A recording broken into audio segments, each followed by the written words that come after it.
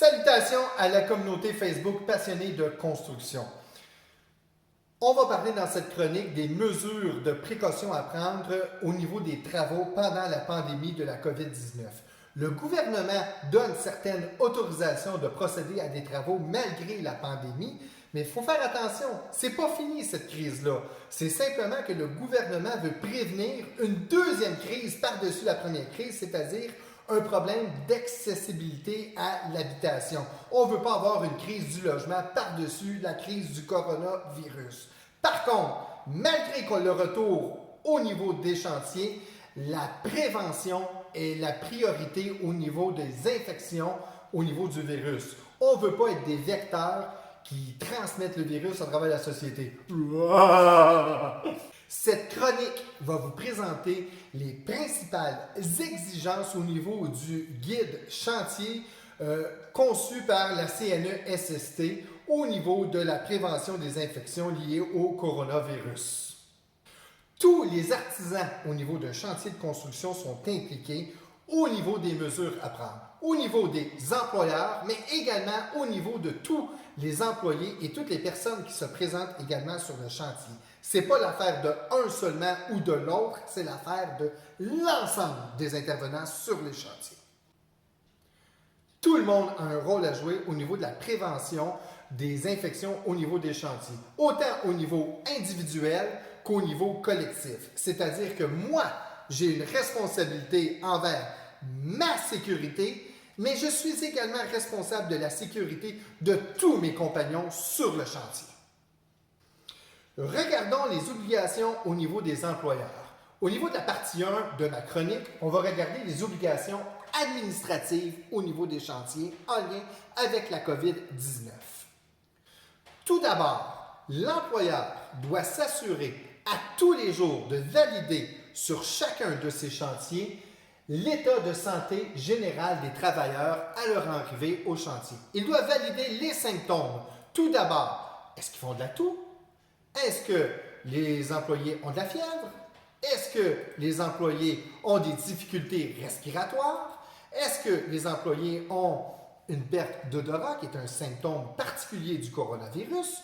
Ou est-ce qu'ils ont été en contact avec des personnes infectées par le coronavirus? Faites attention au niveau des informations que vous récoltez comme employeur. Il s'agit d'informations confidentielles. Si jamais un des employés a un ou plusieurs symptômes précédemment énumérés, eh bien, pas d'accès au chantier. J'ai un truc pour vous pour pouvoir vous assurer et démontrer que vous avez fait ces démarches-là sur le chantier. C'est tout simplement, ça ne vaut pas être une exigence au niveau du guide chantier de la CNESST, ça l'aurait dû, mais ce n'est pas une obligation, mais c'est tout simplement de tenir un registre de présence sur vos chantiers. Donc, sur vos chantiers, vous marquez le nom du chantier, le nom du responsable chantier qui fait la promotion de la santé et sécurité, la date, à chaque jour un nouveau registre, le nom de l'employé qui arrive, vous marquez toute la liste de la journée, quelle compagnie travaille, un numéro de téléphone pour le joindre, ça peut être son numéro à lui, mais ça peut être confidentiel, numéro de l'employeur, l'heure d'arrivée, l'heure de départ, la signature et un petit X comme quoi qu'il a passé les questions de santé générale. Pourquoi c'est important ce registre-là?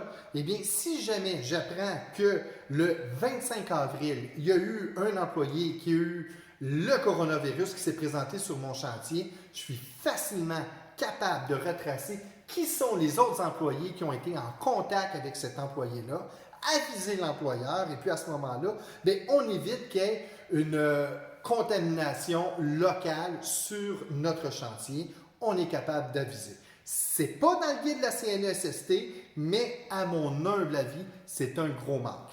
Également, ça vous permet de démontrer qu'à tous les jours, vous avez posé des questions sur l'état de santé général des travailleurs sur vos chantiers et il n'y a aucun danger de perdre de l'information confidentielle. Moi, des questions sur ma santé, je ne veux pas que ça parte au vent sur un chantier de construction puis ça se retrouve dans la clôture frost au fond de la cour. Deuxième partie, les obligations pour les employeurs, la logistique de chantier. Les chantiers, ils ont changé de face présentement. Tout d'abord, C'est une obligation de l'employeur de planifier les travaux de manière à ce que les travailleurs aient une distance physique de 2 mètres, ce qui est 6 pieds 6 pouces en langage de chantier, entre chacun d'entre eux. Il faut que cette distance physique soit présente à l'arrivée et au départ des employés. Il faut également, aux pauses, qu'on prévoit qu'ils aient 2 mètres de distance, au repas et pendant les travaux également, il faut respecter la distance physique de 2 mètres. Bref, le 2 mètres, c'est tout le temps. En théorie, 2 mètres de distance, dans les livres, c'est facile à suivre. Par contre, certains ouvrages en construction, comme l'installation de gyps, comme les coffrages de fondation et certains autres ouvrages vraiment ponctuels ne peuvent pas être réalisés avec une distance physique de 2 mètres.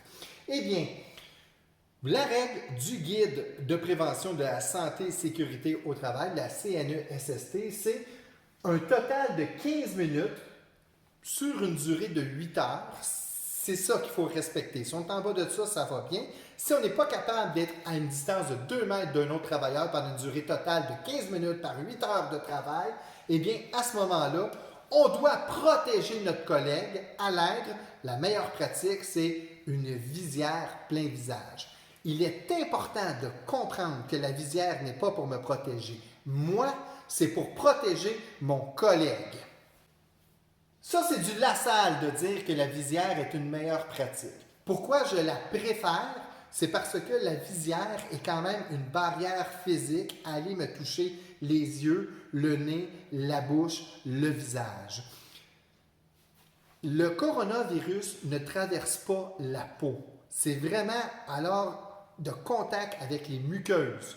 Je me mets les doigts dans le nez, je me mets les doigts dans les yeux, je me gratte les verres de contact, ou ben donc je suce mon pouce sur un chantier, ça arrive. C'est là qu'on va aller se contaminer. La visière me fait un rappel. Si je n'ai pas de visière de disponible, obligation de l'employeur, c'est d'en avoir de disponible sur le chantier. Si j'en ai pas de disponible, eh bien à ce moment-là, je peux prendre la version très cheap, mais acceptée par le guide, c'est-à-dire de mettre les lunettes de protection standard qu'on a sur le chantier, plus un masque de procédure chirurgicale. Ça marche, mais ça marche pour du one-shot, temporaire, ponctuel. Le masque, toute une journée, il va me déranger, je vais aller me gratter, je vais aller le replacer. Donc, à chaque fois, la main dans mon visage, je risque de me contaminer moi-même. Donc, meilleure pratique, la visière, pour les cheap, cette version-là. L'employeur, c'est de son ressort de prévoir des équipes de travail. Idéalement, on ne mélange pas les équipes. Si j'ai Tibrin avec Pruneau dans une équipe, bien à ce moment-là, je ne vais pas prendre Tibrin puis Pruneau puis l'envoyer dans l'équipe de Cannelle puis de Doualé, parce qu'à ce moment-là, il y en a un des deux qui risque d'aller contaminer l'autre ou vice-versa. On tente, dans la mesure du possible, de garder les mêmes équipes de travail. Le transport, je l'ai mis au niveau des obligations de l'employeur parce que certains employeurs disent aux employés, venez à l'entrepôt, puis après ça, je vous transporte jusqu'au chantier. Bon, bien, à ce moment-là, c'est assez important de prévoir que c'est 50% des sièges prévus dans le moyen de transport qui devraient être occupés. Donc, un véhicule avec 4 places, je devrais avoir seulement 2 employés à l'intérieur. Un véhicule 5 places, mettons une voiture 5 ceintures, bien, je devrais juste avoir 2 employés qui sont à l'intérieur.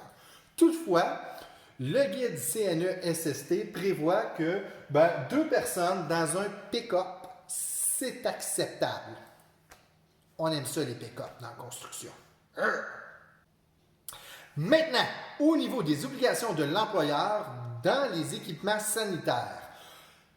Tout d'abord, sur un chantier de construction, c'est important de comprendre qu'on a besoin d'un accès à une toilette. Ici, je ne parle pas des chantiers de plus de 25 employés, je parle des chantiers en bas de 25 employés. Ça prend quand même un accès à des toilettes. Cet accès-là, il faut qu'il y ait une affiche qui est visible pour les employés qui dit que l'eau n'est pas potable. Tu ne vas pas boire l'eau des salles de toilette. Hein? On se comprend? Parfait. Également, il faut fournir au moins une station de lavage de mains. On va voir c'est quoi les stations de lavage de mains acceptables. Station de lavage de mains. Idéalement, dans un monde de fraisinette où tout est parfait, on doit toujours privilégier l'eau plus le savon. C'est la meilleure pratique. Ton plan numéro 1 sur tes chantiers pour la sécurité de tes travailleurs, c'est de l'eau plus du savon. C'est pas toujours possible. Je pense, exemple, au coffreur qui arrive, l'entrée d'eau n'est pas faite, il y a juste excavation, dans le fond, qui est fait. Ben, à ce moment-là, on pourrait y aller avec des solutions d'alcool qui seraient acceptables. Minimum 60% de concentration d'alcool. Donc, quelqu'un qui pense se laver les mains avec de la vodka, ben, ça ne marche pas. La vodka, c'est 40% d'alcool. Pas assez fort. Nul besoin de vous répéter que le lavage des mains, autant avec l'eau et du savon qu'une solution d'alcool, c'est 20 secondes minimum. Ai-je besoin de vous repasser la vidéo du docteur Arruza qui vous chante la chanson? Non, 20 secondes. Toujours au niveau de la station de lavage des mains, c'est important à ce moment-là, il faut se les sécher les mains. Vous pouvez avoir soit des séchoirs électriques, maudit que j'ai dit ça, ou des serviettes jetables. Par contre, les serviettes jetables, il ne faut pas que j'aille me souiller les mains sur le couvert de la poubelle. À ce moment-là, ça prend une poubelle sans contact. Une pédale ou encore mieux, même pas de couvert, pantoute. Petit détail, au niveau du guide, on demande à ce qu'il y ait de l'eau tempérée. De l'eau tempérée, ça ne veut pas dire de l'eau chauffée. Par contre, tempérée, ça veut dire c'est de l'eau qui est à la température pièce. Si on parlerait en langage de bar, on parlerait d'une 50 tablette, ou plutôt d'une grosse molle tablette, ma préférence. Donc, à ce moment-là, ce qu'on pourrait faire, si on y va avec des réservoirs déjà remplis d'avance, ben remplissez-le la veille, laissez-le à l'intérieur de la maison, il va prendre la température de la pièce et le lendemain, c'est tempéré. Allez pas chercher directement le 18 litres dans le frigidaire du dépanneur le matin, c'est pas de l'eau tempérée, s'il vous plaît. C'est froid et désagréable. Maintenant, je suis un employeur exemplaire, j'ai fourni tout le matériel de protection nécessaire à mes employés sur mon chantier. Excellent. Fournir, ce n'est pas suffisant. Il faut l'entretenir maintenant. Donc, sur mes chantiers, les toilettes, c'est 2 fois par quart de travail. Idéalement, au dîner et à la fin de la journée. On les nettoie. Tantôt, j'ai parlé d'accès à la toilette. Exemple, j'ai un dépanneur au bord de la rue, à l'intérieur de 500 pieds de distance. J'ai eu une entente avec le propriétaire, comme quoi que les employés pourraient aller faire leur pipi là. Parfait! Il faut qu'il soit quand même nettoyé 2 fois par quart de travail. Également, toutes les surfaces susceptibles d'être touchées par les employés, à ce moment-là, c'est un nettoyage 2 fois par jour. Si je fournis, par exemple, des tables au niveau des pauses, on nettoie, let's go, on ne gêne pas, c'est pas de longueur. Il n'y a pas d'obligation de démontrer, de prouver, hors de tout doute, comme quoi qu'on a fait l'entretien. Mais c'est tellement facile de tenir un registre, pareil comme ils font dans les restaurants. Quand on sort des toilettes, il y a une belle feuille qui est marquée qui a nettoyé la toilette, à quelle heure. C'est tellement facile de tenir ce genre de registre-là pour prouver, comme employeur, je fais mes obligations. L'employeur fournit le matériel nécessaire, fait l'entretien nécessaire, mais que je m'excuse, ce n'est pas suffisant pour empêcher la prolifération du COVID-19. Les employés, toute personne qui se présente sur le chantier, ont également leurs obligations. L'obligation numéro 1, c'est le lavage des mains. Pas juste une fois en arrivant. Le lavage des mains, c'est en arrivant et en quittant le chantier. Le lavage des mains, c'est également avant et après avoir mangé. Le lavage des mains, c'est également avant et après les pauses. Et finalement, avant de fumer également, on va porter nos mains au niveau du visage. Il y en a-t-il qui fument encore? Bon, ça doit. Et puis finalement, après le passage aux toilettes, et note, en général, je dis ça de même, après le passage aux toilettes, c'est pas juste un cas de la COVID-19, c'est dans la vie en général. Je passe un petit message à quelques personnes que je connais. J'espère que vous vous reconnaissez. À petite école, on nous enseignait que c'était beau le partage. Puis là, on ne partage pas nos outils, on ne partage pas nos crayons, on partage le moins possible sur les chantiers. Si ce n'est pas possible, on doit partager.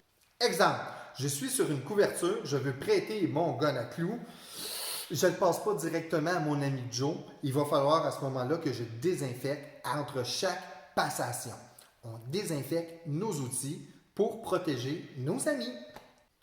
On l'a vu tantôt, la distance physique est essentielle. Ce n'est pas à l'employeur de rester en arrière de mon épaule à toutes les fois pour vérifier « Joe, t'as-tu resté à 2 mètres de ton ami? » Non, je suis un adulte, je suis responsable, je suis capable de m'en occuper, voir si j'ai une distance physique de 2 mètres avec mes amis. Je vous rappelle, c'est un maximum de 15 minutes par quart de 8 heures de travail. C'est votre responsabilité. Vous êtes des adultes, vous êtes capables de le gérer. Au niveau des équipements de protection individuelle, c'est inutile avec le dossier du COVID-19, sauf dans quelques cas assez précis. Par exemple, si je travaille sur un lieu que je sais contaminé. Exemple, présentement, si je vais travailler dans un CHSLD, on va peut-être en mettre. Également, si je ne suis pas capable de respecter la distance de 2 mètres de distance physique avec un collègue, bien là, ça va être un élément qui va pouvoir rentrer en ligne de compte pour me protéger. Je vous rappelle, la visière n'est pas pour me protéger, c'est pour protéger mon ami parce que des fois, je vais éternuer, puis avec un gun puis un ramset, bien, j'y penserais peut-être pas de mettre mon coude devant ma bouche avant de tousser. C'est pour le protéger lui. Au niveau individuel, le lavage des mains pendant 20 secondes, eau et savon de préférence ou solution d'alcool, c'est ta responsabilité comme employé de le faire. L'employeur va te fournir les facilités pour le faire, mais il ne peut pas te prendre les mains pour t'effrotter en te chantant la chanson pendant 20 secondes. C'est ta responsabilité de le faire. On se tousse dans le coude. J'en dis pas plus là-dessus. T'as compris. Un mouchoir, il va dans la poubelle. Puis je me lave les mains après. OK? Prenez une règle millimétrique, mesurez l'épaisseur d'un mouchoir. Ça passe au travers. Donc, tu te tousses dans le coude, tu te mouches, tu le jettes dans la poubelle et tu te laves les mains. Si tu as des symptômes, attends pas que ce soit le boss le matin quand il va te poser les questions. Tu fais-tu de la fièvre? T'as-tu une perte d'odorat? Non, tu sais que tu as les symptômes. Tu rentres pas, tu appelles le boss puis tu lui dis. Pour plus d'informations, c'est un guide qui est évolutif selon les humeurs, particulièrement des syndicats. Je vous invite à aller suivre directement le guide sur la page de la CNESST, guide chantier de construction COVID-19. Vous allez trouver toutes les informations. Cette chronique vous a plu? Écoutez, je vous invite à venir sur ma page Facebook, Marco Lassalle, TP, expert en bâtiment, et ça me fera également plaisir de répondre à toutes vos questions et discuter de construction, parce que de la construction, on aime ça!